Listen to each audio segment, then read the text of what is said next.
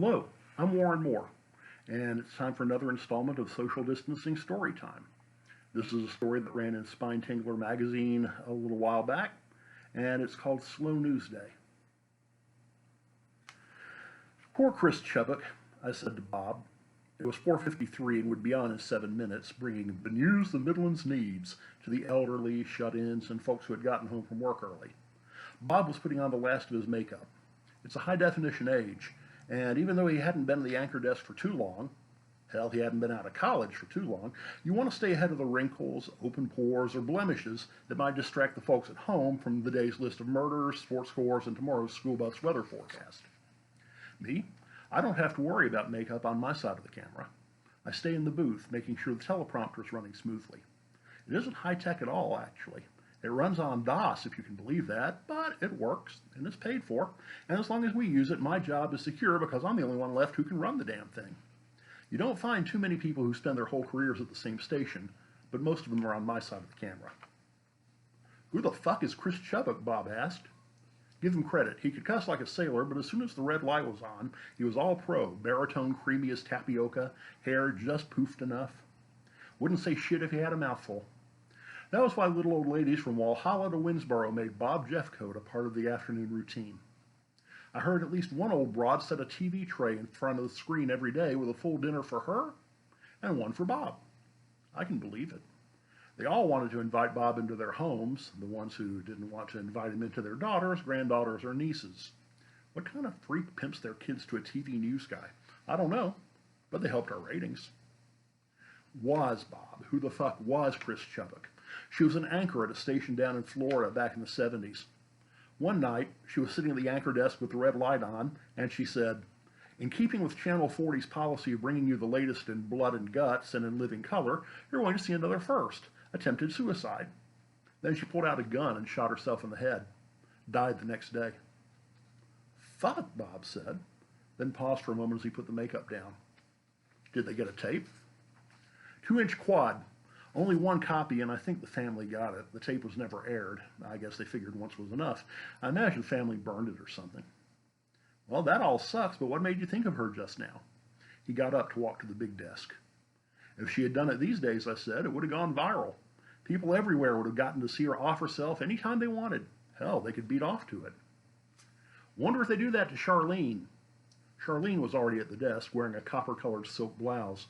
A lot of stations don't use the desk so much anymore. Something about looking more active and newsy if the talent are on their feet. We still do it the old way, though, and I bet Charlene prefers that. She's got a nice face, and the lights hit her blonde hair just right, but she's a bit wide in the hips. They say the camera adds 10 pounds. Apparently there's a camera on her ass 24/7. Besides, it's easier for the camera guys this way. The talent are paid to read and smile, not to hit marks.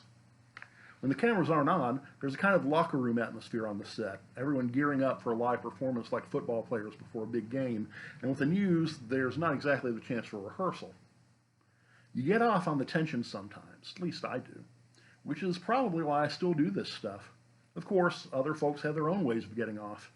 We've had techs who were pillheads, and in the 80s, makeup wasn't the only powder being dispensed, if you know what I mean. And sometimes the talent likes to fuck. Makes sense, pretty people working close together, stressful setting. I heard that Bob and Charlene had a thing for a while, but they broke it off. Apparently Bob wasn't terribly selective. Still, the chemistry was good. I'll give them that, they're pros. "Up yours, Bobby," she said, and he was getting ready to say something back, but the director was counting it down, and Bob hit his seat, slapped in the earpiece, and clipped the mic on the lapel by the time the count went silent at 3. I heard the opening play, and saw the animation of the city skyline with setting sun on the monitor, and then the two-shot of Bob and Charlene at the desk. "I'm Charlene Watson, and I'm Bob Jeffcoat. Gary's in the Doppler 32 weather station, and Trent's at our high school game of the week. We'll hear from them in a little bit, but first, the headlines." Yep, they can read, and yep, they even read those intros. It's funny. They're the talent, but the show would grind to a halt unless I kept the feed scrolling in front of them. You'd think they'd know their names anyway. Well, that's not really fair. They've been to college and all that. They aren't stupid. But when the feed is running, they don't actually have to think. It's like a security blanket, I guess. Me? I go back 35 years. I started working as a gopher after high school, went through master control and switching up the ladder. Even thought about doing a little reporting, but I never really had the right look. So instead, I did some of the writing, and from there it was natural to feed it into the prompter, and so here I am. And it pays the bills, and paid for Ellie's braces, and for college next fall maybe. Not bad for somebody without a degree. In a way, I'm kind of like a backup for the prompter. After I put the text in, I can use a foot pedal or a hand controller to manage the crawl rate, the speed at which the talent sees the text, but I don't even have to do that. There are auto settings which will scroll the text at whatever speed seems normal, but honestly, I like doing it myself. I can adjust the speed to whatever's going on in front of the camera, stop it during the ad-lib chatter, do what it needs. When you go live, you need to have backups. That's why the talent still has a script at the desk in case the prompter fails. We did the live reports, an overturned chicken truck on the interstate, and the canned stuff from earlier in the day, discussion of a neighborhood watch group downtown, shit like that. Then it was a commercial break, and when we got back, Gary did the forecast. I kind of feel bad for Gary sometimes. He's a real meteorologist, not just a suit, but he reads the forecast the station subscribes to and types up the forecast we send out to the email list. I don't know when he did his last real forecast, but he does his job just like the rest of us. And there's no harm in that, I guess. He even has a gimmick. He stands behind the big weather map and writes backwards, mirror style, so that he never gets in the way of the map. Most stations do it all with green screen and computers now, but it's kind of a trademark for Gary, even if he started it to hide a bald spot. I kept the feed rolling with a break for a live thing with Charlene and the lady from the Adopt a Mutt program. Charlene gets out from behind the desk for that bit, but we still put her behind a table where the dog scrambles around, the hips thing again. Once, one of the dogs let go, pissed all over the table, splattered Charlene a little. She had to play it cool, but we were dying in the booth until the director told us all to shut the fuck up and go to commercial. Meanwhile, Bob was hanging cool, checking off stories from the list on his desk, checking himself in the monitor. He rocked his suit, he should. A menswear shop downtown tailored the suits for Bob and Gary in exchange for a blurb at the end of each broadcast. Because he's the sports guy and the designated goofy guy on the team, Trent gets by with a Channel 32 polo shirt and khakis.